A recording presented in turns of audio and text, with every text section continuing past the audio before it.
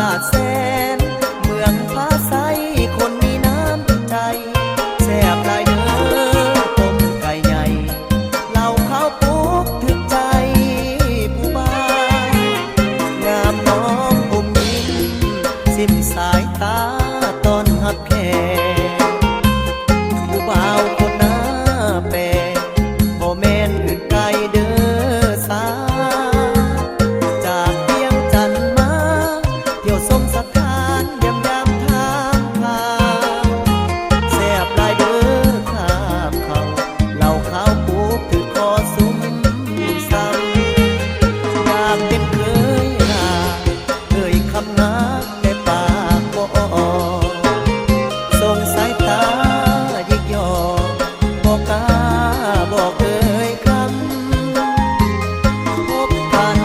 ครั้งนี้ขอฝากไว้เป็นความทรงจำจะอาโลโทรหานำตามเลขโทรที่น้องให้มาสายลมพัดไทยคิดฮอดตรงไกลลาดแสนขอบใจเด้อฝ่ายผู้แขนจองสายแนนพบกันวันหน้าเล่าจอกสุดท้าย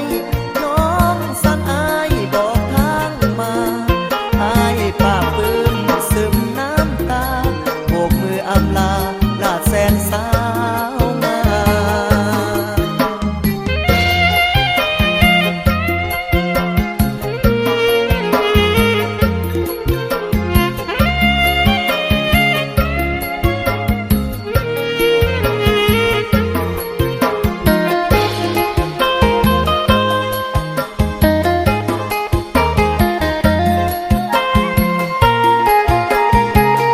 อยากเป็นเคยหน้า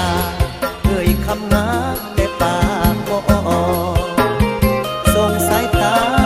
ยิกยอกบอกกล้าบอกเอ่ยค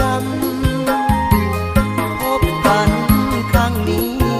ขอฝากไว้เป็นความทรงจำจะอาโลโทรหานำตามเลขโทรที่น้องให้มาสายลมพัดไทยคิดฮอดตรงไกลลาดแสนขอบใจเด้อฝ่ายผู้แขนจองสายแนนพบกันวันหน้า